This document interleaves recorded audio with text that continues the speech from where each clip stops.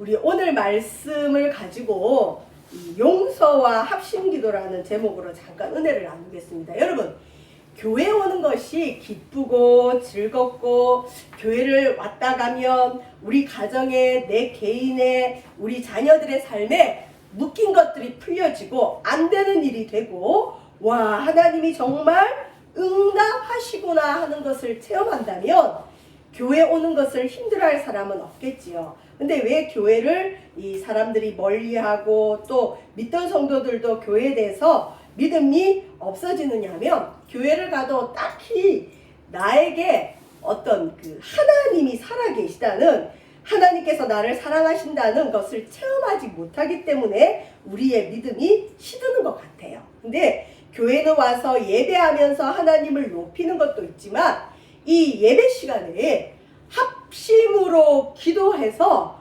응답받는 체험을 하면 이게 엄청난 재미가 있고 엄청난 믿음의 성장을 가져다 줍니다. 우리가 지난주에 가정이든 교회든 또 부부간이든 목표가 같지 않으면 배가 산으로 간다 그랬죠. 그래서 교회든 어떤 공동체든 특별히 가정에 1년의 목표, 10년 후의 목표, 5년 후의 목표가 부부간에 서로 갖고 가족들 간에 함께 마음을 합해서 기도도 하고 함께 노력하면 그게 반드시 이루어진다는 그런 말씀으로 우리가 은혜를 나눴습니다. 교회에 와서 특별히 교회 공예배, 이렇게 정해진 시간에 모여서 예배하는 걸 공예배라 그러거든요. 인터넷으로 드리는 예배는 뭐 실시간으로 드릴 수도 있지만, 실시간이 바쁘면 보통 어떡하죠? 지금 코로나 이후에 예배 시간에 백화점 가고, 예배 시간에 등산 가고, 예배 시간에 사람 만나고, 나중에 내가 시간 될 때 저녁에 녹화 들으면서 또 예배하는 성도들이 많이 생깁니다. 우리는 공예배, 하나님이 우리를 만나 주시겠다 약속한 그 시간에 그 장소를 통해 주님은 이제 역사를 하시는데, 저 여러분, 교회 와서 특별히 공예배 때 우리가 어떤 기도 제목을 나눠요.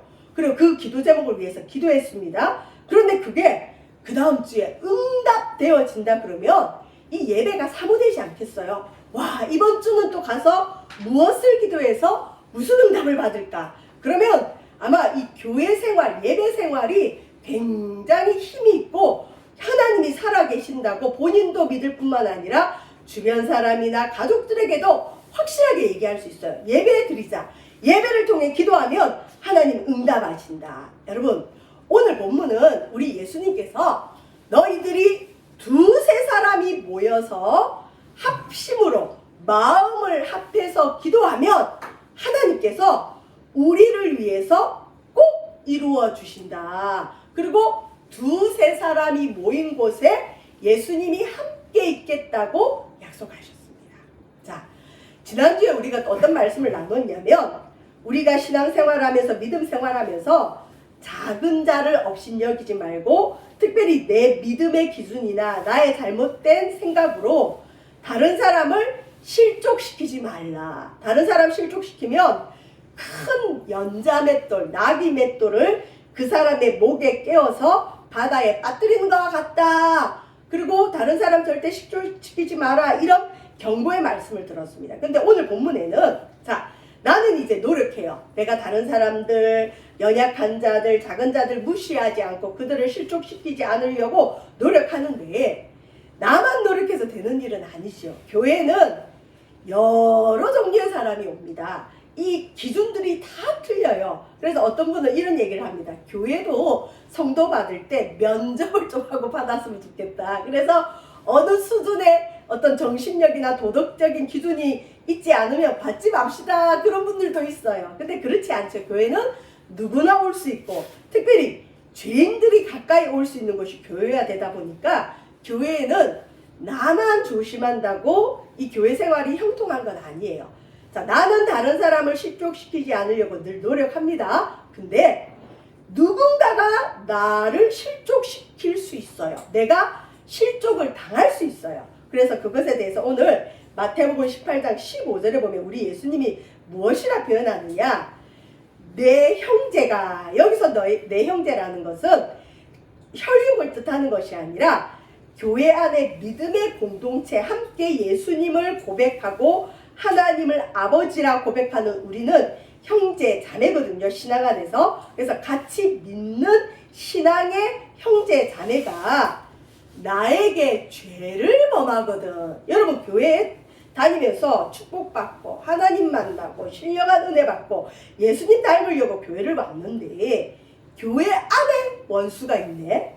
간혹 이런 경우 있어요. 이렇게 어떤 사람을 겨우겨우 설득하고 또 하나님 역사에서 전도해서 교회를 데리고 왔는데 첫 주 딱 예배를 드리더니 제가 전도사 때인데 전도사님 저는 이 교회 못 다닙니다 그러는 거예요. 그래서 왜 그러세요? 그랬더니 몇 년 전에 내가 사업할 때 내 돈을 띄어먹고 사기를 친 사람이 이 교회 보니까 장로네요.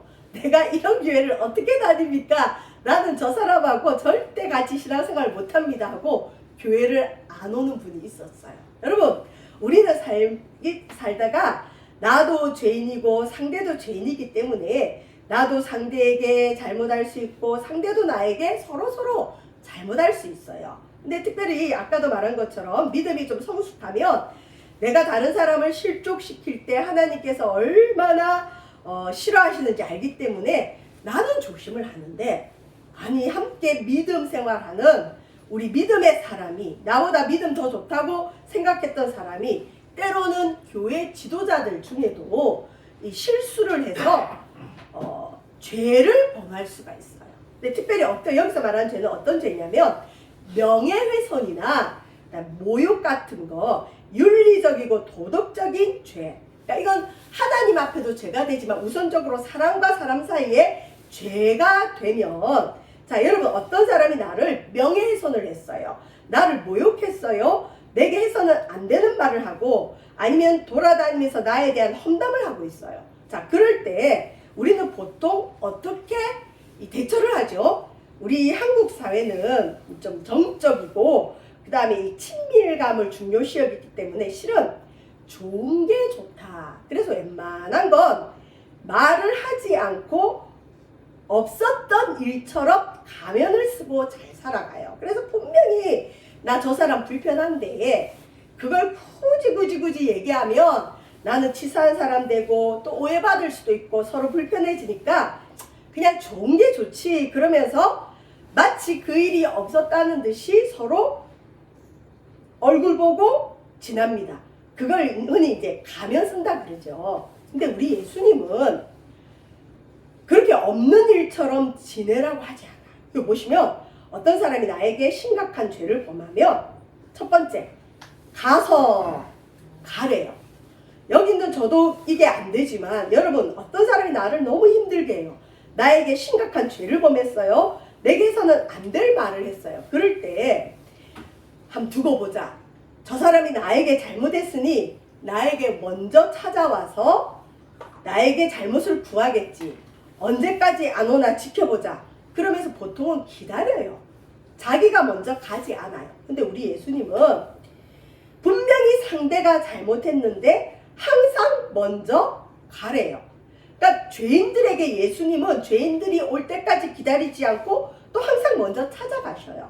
여러분 우리가 살면서 흔히 뭐 주도권 싸움이니 뭐 어쩌고저쩌고 말들이 많죠. 그래서 어떤 분은 상대가 전화할 때까지 절대 먼저 전화하지 않아요. 근데 저는 성격이 급해서 그걸 못하고 아니 전화를 먼저 하는 게 좋은 거지 전화 올 때까지 기다리는 게 그게 뭐가 좋아요. 궁금하면 내가 전화해 볼 수 있는 거고 내가 상대가 걱정되면 전화할 수 있는 거죠. 여러분 먼저 뭔가를 해준다고 해서 절대 그 사람 밑에 들어가는 게 아닙니다. 그건 잘못된 인간관이에요.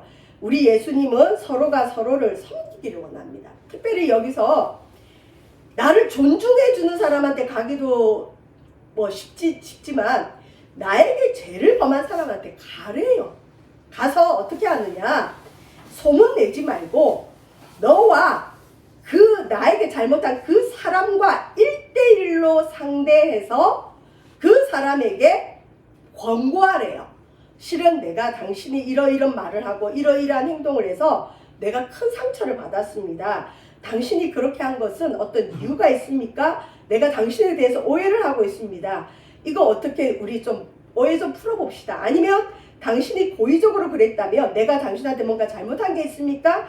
그것도 아니면 당신이 그냥 고의적으로 나에게 그렇게 한 것입니까? 그렇다면 나는 당신에게 사과를 받기를 원합니다. 이런 식으로 대화를 하라는 거죠. 근데 여러분, 이거 하기 어려울까요? 어려울까요? 어려워요. 이 잘못 건드리면 큰일 나요. 특히 남에게 싫은 소리 듣기 싫어하는 사람한테 가서 뜬금없이 이 얘기를 해보십시오. 난리 이런 난리도 없어요. 특별히 이 사람이, 이 얘기를 듣는 사람이 열등감이 많고 비교의식이 많고 삶의 울분이 많고 한이 많은 사람이면 잘못 건드렸다가는 큰 사단이 나요. 물론 좀 이거는 여성 비하 발언은 아닌데, 결혼한 여성들이 제일 나쁜 게 뭔지 아세요? 예를 들어서 자기가 뭔가 잘못하면 자기와 그 사람과만 해결하면 끝인데, 보통 결혼한 이 여성분들, 남편이 있는 부인들은 자기가 조금만 불리하고 조금만 상대에게 말을 해서 안 될 것 같으면 뭐라 하느냐, 우리 남편하고 의논해 보겠다 그래요. 그리고 보통 이런 얘기를 들으면 자기 혼자 생각해보고 기도해보고 믿음이 있으니까 회개할 거 회개하고 서로 끝내면 좋은데, 꼭 집에 가서 남편에게 얘기를 해서, 보통 또 남편들이 자기 건드리는 거는 참지만 우리 부인을, 내 사랑하는 아내를 교회에서 누가 건드렸다, 가만히 안 있죠. 그래서 아주 작은 일로 해결될